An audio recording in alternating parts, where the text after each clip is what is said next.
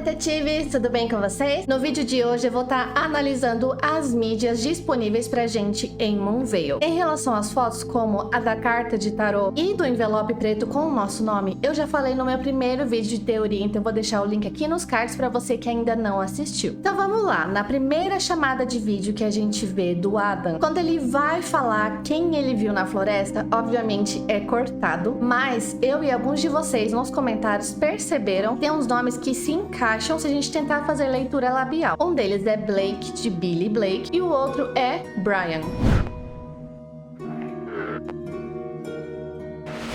E eu tinha comentado num vídeo meu sobre a possibilidade do Brian ter desaparecido e vocês comentaram que não, que ele só tava sem sinal. Na verdade, o que o Eric diz pra gente é que o Brian tá com a recepção muito ruim e que a ligação foi interrompida. Depois ele diz que vai tentar ligar de novo pro Brian e que ele não tá atendendo. Então não foi dito se de fato alguém chegou a falar com o Brian, se eles escutaram a voz do Brian, ou se ele atendeu e não deu pra ouvir nada. Então assim, não fica claro se o Brian tá bem, porque se ele foi pego, outra pessoa pode ter atendido o celular no lugar dele, ou no caso do Brian não ter sido sequestrado, ele pode estar em Greenside ou pode estar nessa caverna também, mas isso tornaria ele suspeito pro nosso personagem e até pro pessoal do grupo, né? Tipo, o que ele tava fazendo lá no mesmo momento em que o Brian foi sequestrado. Mas entre Brian e Blake faz sim mais sentido o Adam ter falado Billy Blake, já que ele tá desaparecido há muito tempo, muita gente acha que ele morreu, então faria sentido ele achar impossível ter visto o Billy na floresta. Agora sobre o homem que aparece com uma tocha no meio da floresta.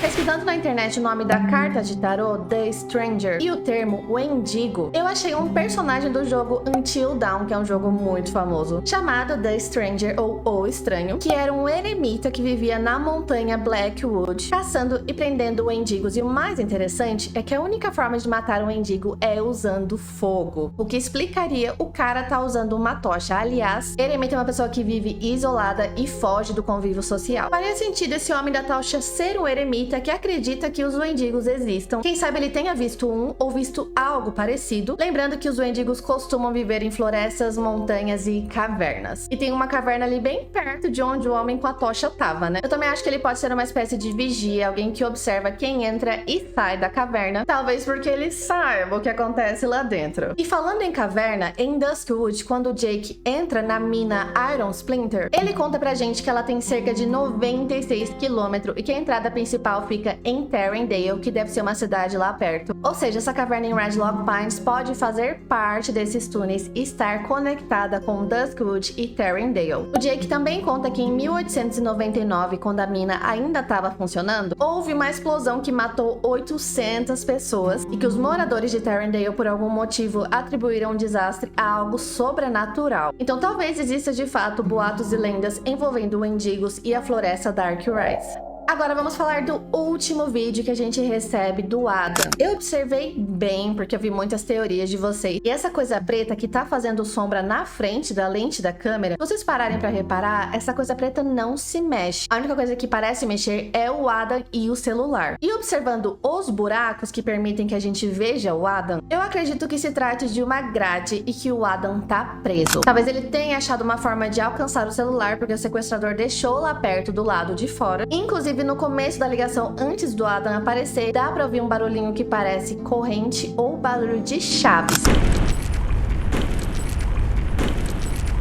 No caso de ser uma corrente, ele pode estar com os braços presos. Talvez ele tenha soltado um dos braços, pegou um objeto e conseguiu alcançar o celular. Ou ele tá de fato com as mãos presas ainda. Isso explicaria porque ele mexe tanto o celular e parece estar com dificuldade de deixar ele reto. Prestando bastante atenção, além do barulhinho de corrente ou chave, dá pra ouvir outros barulhos no vídeo. Um barulho que parece de rato e barulho de água pingando. Quando ele aparentemente tira a mão do microfone, tem um som bem alto no fundo, que parece com aquele som que a gente escuta em Duskwood, de água, que acho que era na cachoeira ou nas cascatas.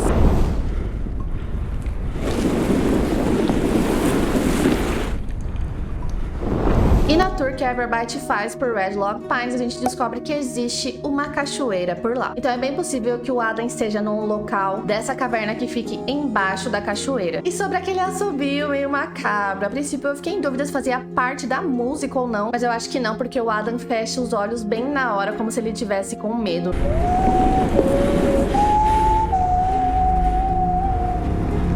Então acho que realmente é o sequestrador assobiando e chegando perto. Ou talvez o Adam esteja escondido dentro desse local onde tem uma grade, não que ele tenha sido pego. Mas aí nesse caso não explicaria muito por que ele tá com o celular do lado de fora e com dificuldade pra gravar, sendo que ele poderia simplesmente, né, gravar com a cara mesmo. Enfim, vocês entenderam. E do vídeo que a gente recebe do Alan achando os rastros do Jake, vocês perceberam que a blusa dele tá toda furada? E dá pra ver que não são furos de roupa velha. Parece que são furos de quem levou vários tiros. Então eu fiquei muito preocupada com o Jake, porque a gente sabe que ele tá fugindo, ele não pode ir pro hospital e vai ter que se virar sozinho, talvez ele esteja ferido. Agora sobre o teaser que aparece na abertura de Moonveil, eu falei com vocês que teve uma cena que me chamou a atenção, que foi desse senhor preso. Comentei também que ele poderia ser o Ted Madruga, que pode voltar a ter importância nessa nova história de Duskwood. Ou eles podem usar aquela história do fórum que envolvia Grove Springs, que era pra ser a cidade principal em Moonveil, mas eles mudaram para Red Log Pines. E a história envolvia o desaparecimento de vários alunos da universidade e na época eles prenderam o zelador Bentley, porque concluíram que ele era o culpado. Então talvez eles ainda usem essa história de alguma forma. Talvez Grove Springs seja uma cidade lá perto e o culpado pelos desaparecimentos pode ter fugido de Grove Springs depois que o zelador foi preso para, né, fingir que o culpado era de fato o zelador e que nós, como somos ótimos detetives, vamos acabar descobrindo que esses dois casos estão conectados.